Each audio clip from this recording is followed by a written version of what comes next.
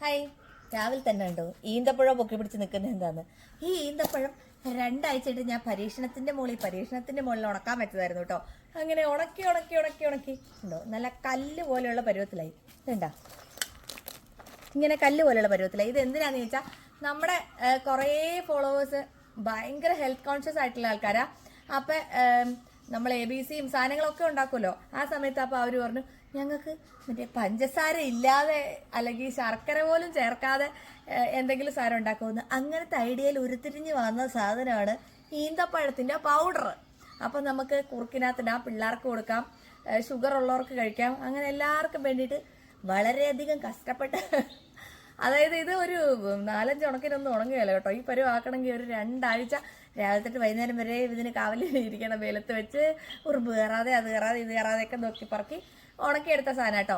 ഇനി ഇത് നമ്മൾ ഒറ്റ പൊടിക്കൽ പൊടിച്ചാൽ മറ്റേ പൊടി കിട്ടൂല, കുഴഞ്ഞു പോവും.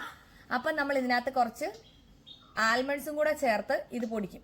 അല്ലാതെ ഇനി വലിയ കുക്കിംഗ് പരിപാടിയൊന്നുമില്ല. അപ്പം ഞാൻ കുറച്ച് ബദാമും കൂടെ ചേർത്ത് ഇതൊന്ന് പൊടിച്ച് കാണിക്കാം. അപ്പം ദേ പൊടിച്ച് സെറ്റാക്കി എടുത്തോണ്ട് വന്നു കേട്ടോ. നമ്മുടെ ബ്രൗൺ ഷുഗർ ഇല്ലേ, അതുപോലെ ഇരിക്കും കണ്ടാൽ. ഇതുണ്ടോ ഇതിന്റെ കളറ്? ഇത് നമ്മൾ പാലിനകത്തൊക്കെ ഇട്ടാൽ ശരിക്കും നമുക്ക് പിള്ളേർക്ക് മധുരത്തിന് പകരം ഉപയോഗിക്കാം. പിന്നെ അതേപോലെ ഇച്ചിരി മധുരം ഇല്ലാതെ മറ്റേ ചായ ഒന്നും കുടിക്കാൻ പറ്റാത്ത ഇച്ചിരി വയസ്സായവർക്കാണേലും ഈന്തപ്പഴം അല്ല, ഇതിന് പേരിന് ഇച്ചിരി ബദാം മാത്രം ഇട്ടാൽ മതി കേട്ടോ, ബാക്കി മൊത്തം ഈന്തപ്പഴം തന്നെയാ. അപ്പം അതാണ് നമ്മുടെ ഈന്തപ്പഴത്തിന്റെ പൗഡർ. ഇപ്പം പക്ഷെ പെട്ടെന്ന് നമ്മൾ 2 ദിവസം വെയിലത്ത് വെച്ചിട്ട് വെറുതെ കൊണ്ടുപോയി പൊടിച്ചു കഴിഞ്ഞാൽ കുഴഞ്ഞിരിക്കും കേട്ടോ. ഈന്തപ്പഴ പൗഡർ ഒന്നും ആവത്തില്ല.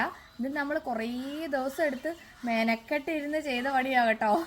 അപ്പോൾ അതെ, നമുക്ക് നല്ല അടിപൊളി ഈന്തപ്പഴത്തിന്റെ പൗഡർ കിട്ടിയിട്ടുണ്ട് കേട്ടോ. എന്താ ഇത് ഞാൻ ഇവിടെ ചുറ്റുവട്ടത്തൊക്കെ ഉണ്ടായിരുന്ന എല്ലാവർക്കും കഴിക്കാൻ കൊടുത്തു കേട്ടോ. അപ്പോൾ അവർക്കൊക്കെ നല്ല ഇഷ്ടപ്പെട്ടു. അപ്പം പിള്ളേർക്ക് പാലിലിട്ട് കലക്കി ഞാൻ കൊടുത്തിട്ട് നിങ്ങളെ കാണിക്കാം കേട്ടോ.